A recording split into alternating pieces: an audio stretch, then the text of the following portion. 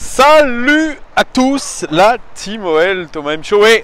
Salut à tous, salut. Ça va Christophe? Ça va, Christophe est de retour sur cette chaîne. Ça fait un moment qu'on t'a pas vu. Hein. Ouais, bah, j'ai fait des déplacements. Ouais. Alors pour ceux qui ont rejoint la chaîne récemment, Christophe c'est notre, on va dire, supporter Globetrotter. On va pas dire Globetrotter, Europe Trotter. Ouais. Europe Trotter, France Trotter, tu fais pas mal de déplacements avec les supporters de l'OL. Ouais, bah, complètement, bah, je passe souvent en indépendant, là j'ai fait, là je rentre de Paris là, j'étais au parc ce week-end et puis avant j'ai voulu faire Nice mais on m'a interdit de stade. Alors raconte-nous un petit peu le déplacement à Nice, interdiction de stade. Ouais, j'avais déjà pris les billets de train et d'hôtel et en fait l'interdiction est tombée vendredi soir à 18 h, ce qui est lamentable même, franchement on prévient pas les supporters vendredi soir à 18 h. Alors que le match il est dimanche à 15 h, mais apparemment ça s'est mal passé. Il y a des supporters lyonnais qui se sont fait choper avec des barres de fer et des marques télescopiques. C'était plutôt pour en décoller avec les supporters. Ils avaient peur qu'il reste entre les deux matchs sur Nice et le préfet il a décidé de tout interdire. Mais bon. T'as fait quoi alors à Nice? Bah, je suis allé sur la plage, tout ça. C'était bien? Tranquille, ouais. Morito, tout ça. Sympa à Nice quand même. Hein. Et t'as été voir le match dans un bar? Non, franchement, j'étais tellement écuré, j'ai suivi le score comme ça. Ça m'a énervé de parler au stade. Ouais, je voulais pas, j'avais pas de m'embrouiller des Niçois. Tu sais, l'interdiction de stade, je l'ai vécu comme. T'avais enlevé ton bonnet quand même. Ah oui, j'avais tout planqué là-bas. Non, mais c'est des fous furieux là-bas. Tu sais, j'ai pas envie d'être avec eux dans un bar, à m'embrouiller avec eux qui assument mon club, ça m'a énervé en fait. Tout ça m'a énervé en fait. Franchement, je l'ai non. Et puis, déplacement à Paris. Alors, déplacement au parc, exceptionnel, franchement. Putain, j'y ai cru, j'étais à fond. À 3-2, j'étais fou. Fou furieux. Et l'ambiance dans les tribunes. Bah écoute, le parquage j'en était un paquet. Hein. Ouais. Ils ont l'année dernière ils avaient pas autorisé. Millionnaire, je crois. Ouais. Parce que tu vois, l'année dernière ils avaient autorisé que la partie inférieure et là ils avaient tout ouvert. Ouais. Et franchement on était plus de millionnaires. Il y avait un paquet. Ça m'a fait trop plaisir de voir ça. Alors que vu la situation classement, on pourrait se dire qu'il n'y a pas de supporters à Lyon, mais il y a des supporters et ils sont toujours présents. Et faut arrêter de critiquer les mecs qui ont jamais joué au foot de leur vie. On les voit sur les réseaux sociaux, ils parlent. Il faut déjà qu'ils arrivent à faire 2 passes d'affilée. C'est marrant de critiquer, mais je pense que tout le monde, franchement, je suis content. Alors, on a perdu, mais je suis content parce que tout le monde s'est bougé et les joueurs. Après, franchement, il y a une différence. Les joueurs ils se sont bougés, mais il y a une différence de niveau. Moi, j'étais super confiant, mais franchement, c'est une classe d'écart quand tu veux jouer Paris. Mais quand tu les vois les 10 premières minutes, tu as eu le pressing. Vous êtes dit dans le parquage, je pense, vous êtes dit, waouh, on va faire quelque chose, non?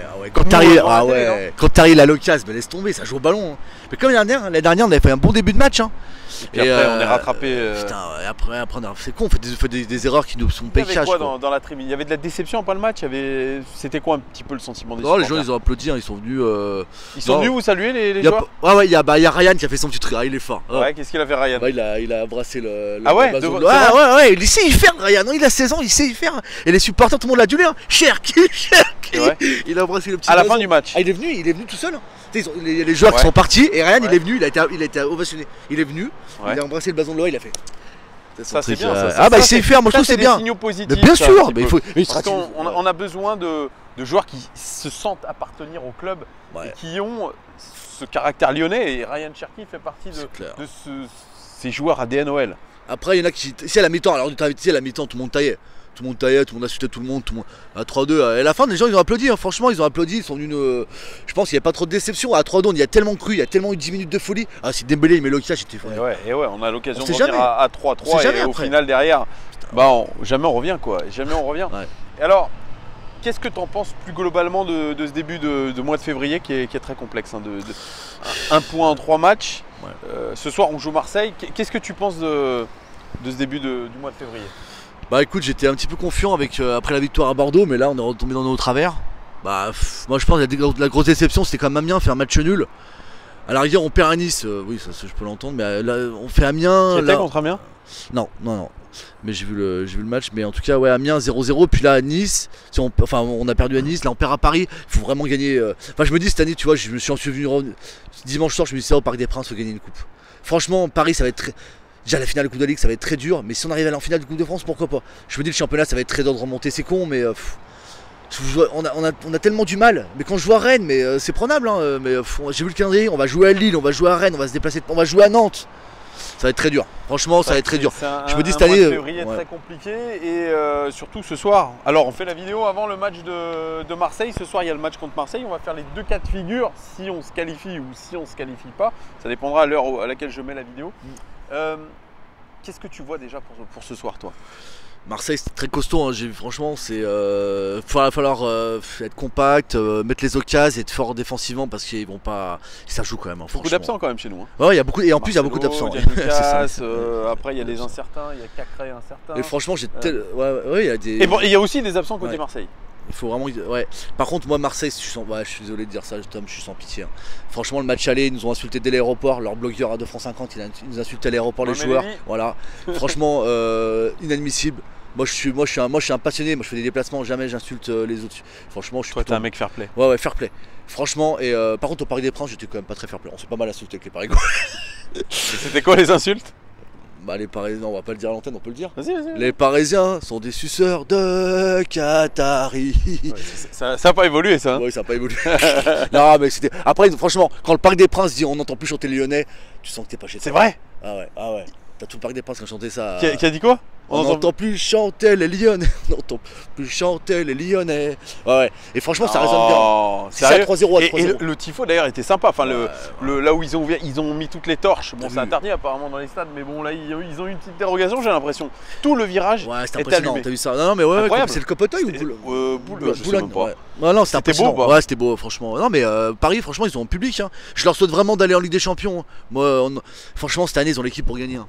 Au moins l'ennemi, je suis à fond pour eux en tout cas. Vraiment, il n'y a pas d'ennemi Coupe d'Europe, moi je suis pour. Ouais. Alors on en revient à ce match de ce soir contre Marseille.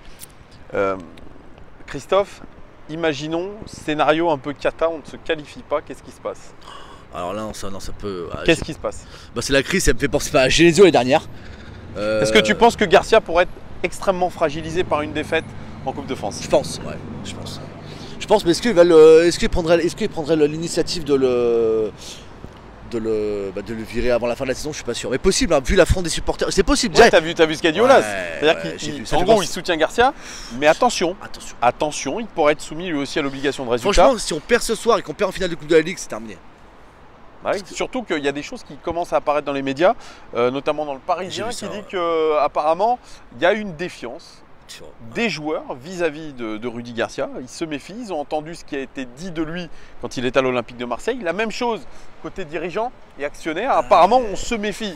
On n'est pas très serein par rapport à Rudy Garcia, mais c'est un petit peu prévisible. Oui, bah, il le savait. Oui, ça c'est marrant de dire ça. 3 mois après, ils l'ont pris, ça va très bien. Surtout que tu le recrutes pour une immédiateté de résultats. C'est la justification qu'on nous a annoncée. Pour l'instant, l'immédiateté des résultats, on est en course de partout encore. Même si ça devient de plus en plus compliqué en championnat, on est en finale de Coupe de la Ligue, mais attention, on peut tout perdre. Hein. Ouais, on peut tout perdre sur ce mois de février. L'année dernière, j'ai tellement mal vécu la déception de demi-finale contre Rennes que là. Ouais, ça ressemble à ça ce soir. Hein. Ça ressemble, c'est un quart de finale de Coupe de France qui ressemble à une demi déjà. Putain, hein, et on est qu'en quart et pour l'instant, on a un gros choc. Ouais. Puis on a du mal, non mais c'est vrai que cette année, je me suis mis quand je voyais le match de dimanche, je me suis dit qu'on a, tu vois, des mecs comme Dombélé, il était là samedi, dimanche, il est dans les vestiaires à voir ses potes. Mais franchement, il manque, mais comme Fekir, il a vu le but qu'il met ce week-end. Ok, il se fait expulser. Il se fait expulser, Fekir, tu as vu le but qu'il met. Pour toi, est-ce que l'équipe de cette année est inférieure à celle de l'année dernière? Bah, Tom, franchement, depuis dimanche, depuis tous les matchs que je vois, je pense vraiment, oui. C'est malheureux, je l'aime bien. Pourtant, on était irrégulier sous Genesio. On se disait, il y a des joueurs qui, comme même Dombélé, de temps en temps, quand il avait pas envie de jouer, il jouait pas. C'est vrai. Mais la différence sur les grands matchs, tu te rappelles, il faisait comme des écarts, les trucs. Thiago Mendes, je l'ai défendu, maintenant je peux plus.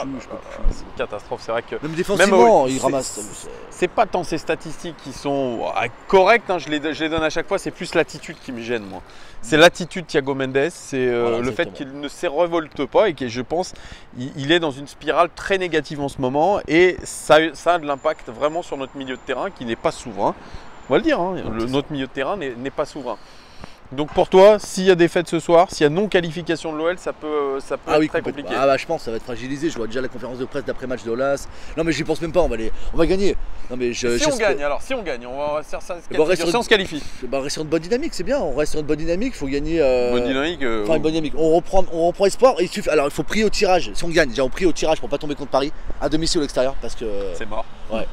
Même franchement, si on pouvait choper un petit Lyon, il y a Rennes, ça me rappellerait des mauvais souvenirs, enfin des bons souvenirs pour se venger l'année dernière. En demi-finale, on les reçoit. Non, il faut vraiment choper un club déjà à domicile, éviter Paris. Et puis moi, j'imagine bien le truc, je vais à la finale Coupe de la Ligue là, et j'imagine bien retourner en mer à Paris pour la finale de Coupe de France. On sait jamais sur un match, sur l'incompréhension.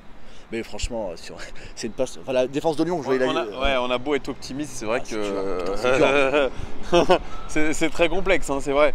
Et puis il y a le championnat qui arrive dès ce week-end avec Strasbourg. Strasbourg qui a 3 points devant nous. Hein. 3 points devant nous.